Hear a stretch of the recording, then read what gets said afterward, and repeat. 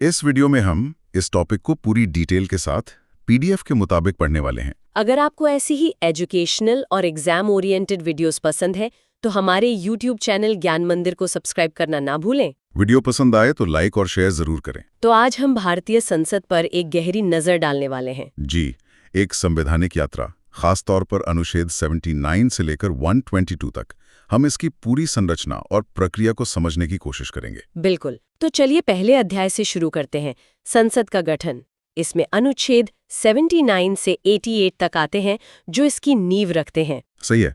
तो सबसे पहले जब हम कहते हैं संसद, तो इसमें कौन कौन शामिल है? ये बहुत जरूरी सवाल है। अनुच्छेद 79 साफ कहता है कि संसद के 3 अंग हैं। 3? हाँ, 3। राष्ट्रपति, राज्यसभा जिसे राज्यों की परिषद भी कहते हैं, और लोकसभा यानी लोगों का सदन। अच्छा, तो राष्ट्रपति भी संसद का हिस्सा हैं। ये बात कई लोगों को पता नहीं होती। बिल्कुल। अब राज्यसभा की संरचना पर आते हैं जो अनुच्छेद 80 में है।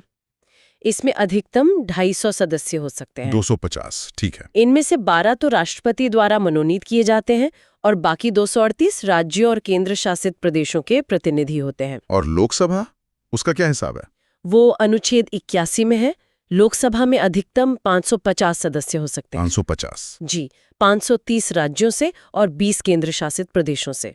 इन तीनों अनुच्छेदों को याद रखने का कोई आसान तरीका है? हाँ, एक बहुत ही लोकप्रिय स्मृति सहायक है, सरला। सरला? हाँ।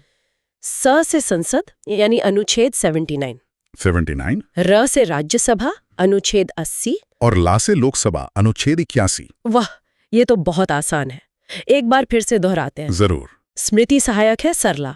स संसद अनुच्छेद 79, र राज्यसभा अनुच्छेद 80, ला लोकसभा अनुच्छेद 81। यहाँ एक परीक्षा चेतावनी भी दी गई है। जी, और ये बहुत महत्वपूर्ण है। राष्ट्रपति संसद के किसी भी सदन का सदस्य नहीं होता, फिर भी वो संसद का एक अभिन्न अंग है। ये एक आम भ्रम है। समझ गया। चलिए अब सदनों की अवधि और सदस्यों की योग्यता पर बात करते हैं। ठीक है। तो अनुच्छेद 82 कहता है कि हर जनगणना के बाद सीटों का पुनः समायोजन होगा। मतलब सीटों का आवंटन और निर्वाचन क्षेत्रों का परिसीमन। और सदनों का कार्यकाल? वो अनुच्छेद 83 में है। राज्यसभा एक स्थायी सदन है, वो कभी विघटित नहीं होती। स्थायी सदन मतलब ये हमेशा बनी रहती है। इसके 1/3 सदस्य हर 2 साल में सेवानिवृत्त हो जाते हैं। अच्छा, और लोकसभा? लोकसभा का सामान्य कार्यकाल 5 साल का होता है, जब तक कि उसे पहले भंग न कर दिया जाए। अब आते हैं योग्यता पर। सांसद बनने के लिए क्या शर्तें हैं? अनुच्छेद 84 के अनुसार पहली शर्त तो है कि व्यक्ति भारत का नागरिक हो। और उम्र? उम्र में फर्क है। राज्यसभा के लिए न्यूनतम आयु 30 वर्ष है और लोकसभा के लिए 25 वर्ष। तो राज्यसभा स्थायी है और आयु 30 चाहिए। लोकसभा का कार्यकाल 5 साल और आयु 25। बिल्कुल सही।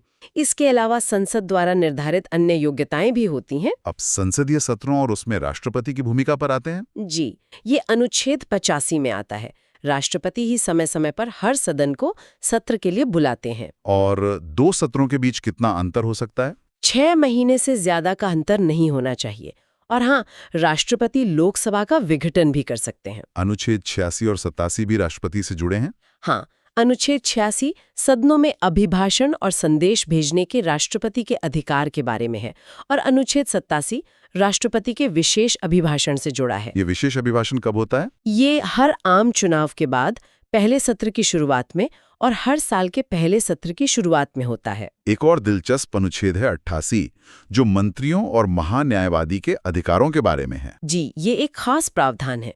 इसके तहत वे किसी भी सदन की कार्यवाही में बोल सकते हैं और भाग ले सकते हैं। लेकिन वोट वे उसी सदन में कर सकते हैं जिसके वे सदस्य हैं। ठीक है। तो ये था पहला अध्याय।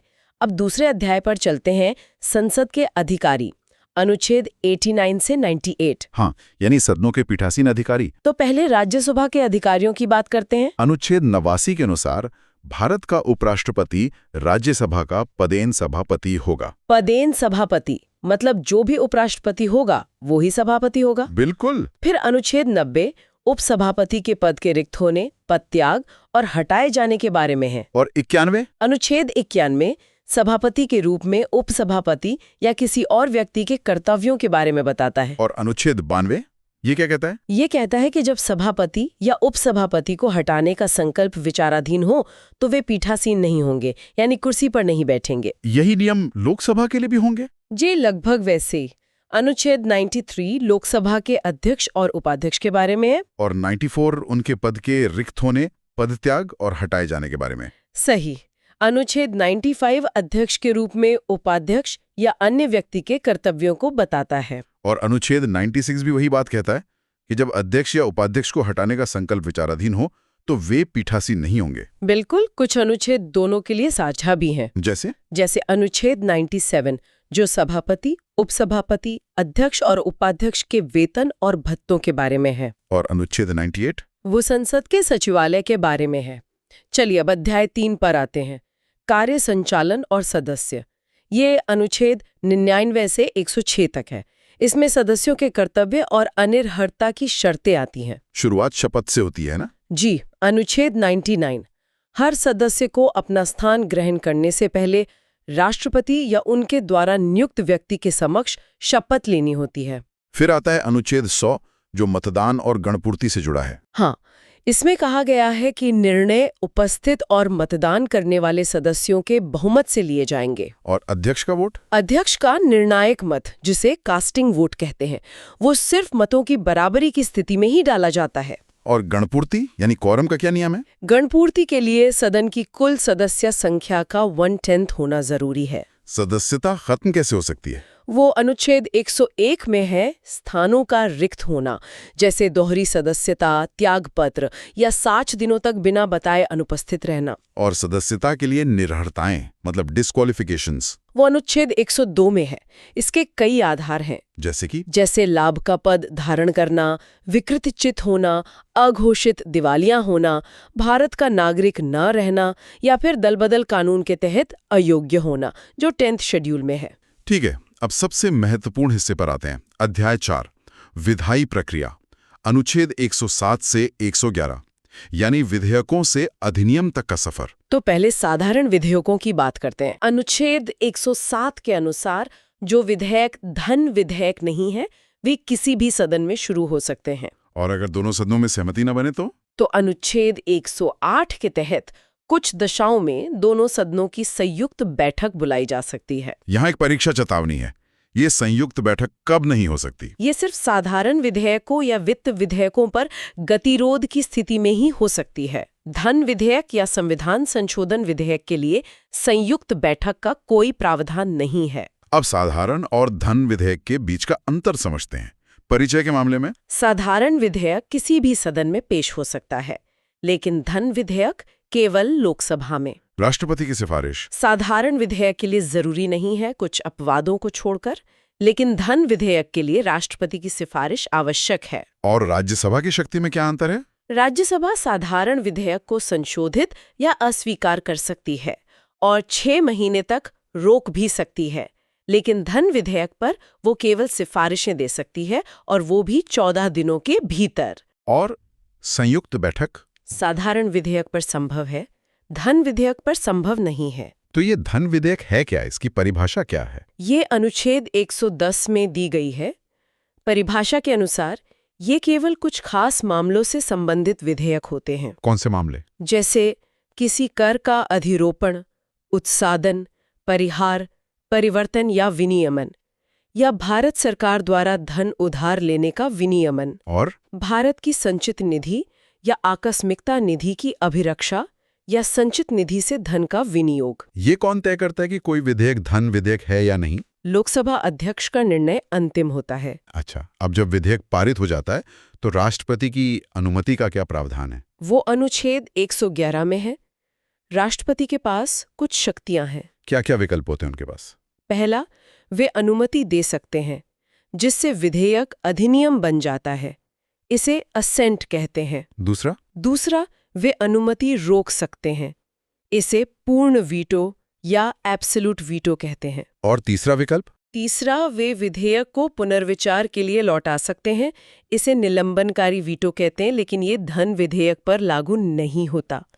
अब आते हैं अध्याय 5 पर, वित्तीय विषयों के संबंध में प्रक्रिया, अनुच्छेद 112 से 117। जी, इसमें बजट, अनुदान और वित्त विधेयक आते हैं। सबसे पहले अनुच्छेद 112, वार्षिक वित्तीय विवरण। हाँ, जिसे हम आम भाषा में बजट कहते हैं। फिर अनुच्छेद 113, जो संसद में प्राक्कलनों के संबंध में प्रक्रिया बताता है। और फिर आता है सबसे महत्वपूर्ण अनुच्छेद 114, विनियोग विधेयक। ये विनियोग विधेयक क्या होता है? ये वो विधेयक है जो भारत की संचित निधि से व्यय को अधिकृत करने के लिए लाया जाता है। इसके पारित होने तक सरकार कोई भी फंड नहीं निकाल सकती। अच्छा, इसके बिना सरकार पैसा खर्च नहीं कर सकती? बिल्कुल नहीं। फिर अनुच्छेद 115 में अनुपूरक, अतिरिक्त या अधिक अनुदान आते हैं। और 116? अनुच्छेद 116 में लेखानुदान, प्रत्यानुदान और अपवादानुदान का जिक्र है। और 117 में वित्तीय विधेयकों के बारे में विशेष उपबंध है। तो पूरी प्रक्रिया का एक प्रवाह संचित्र है। जी, पहले बजट की प्रस्तुति 112, फिर उस पर चर्चा, फिर अनुदान की मांगों पर मतदान 113, और उसके बाद विनियोग विधेयक का पारित होना 114, और फिर वित्त विधेयक का पारित होना 117। ठीक है, अब हम अपने आखिरी अध्याय पर है, अध्याय 6, साधारण प्रक्रिया और समापन। जी, ये अनुच्छेद 118 से 122 तक है। इसमें प्रक्रिया के नियम और न्यायिक सीमाएं आती हैं। अनुच्छेद 118 प्रक्रिया के नियमों के बारे में है। और 119 वित्तीय कार्य संबंधी प्रक्रिया का विधि द्वारा विनियमन के बारे में। संसद में भाषा का क्या प्रावधान है? वो अनुच्छेद 120 में है, संसद में हिंदी या अंग्रेजी का प्रयोग किया जा सकता है। अनुच्छेद 121 और 22 भी बहुत महत्वपूर्ण लगते हैं। जी, अनुच्छेद 121 संसद में चर्चा पर निर्बंधन लगाता है और अनुच्छेद 122 कहता है कि न्यायालयों द्वारा संसद की कार्यवाहियों की जांच नहीं की जाएगी। इसका मुख्य सिद्धांत क्या है? इसका मुख्य सिद्धांत है शक्तियों का पृथक्करण। प्रक्रिया की किसी भी कथित अनियमितता के आधार पर संसद की किसी भी कार्यवाही की वैधता पर प्रश्न नहीं उठाया जाएगा। तो ये थी हमारी विस्तृत चर्चा।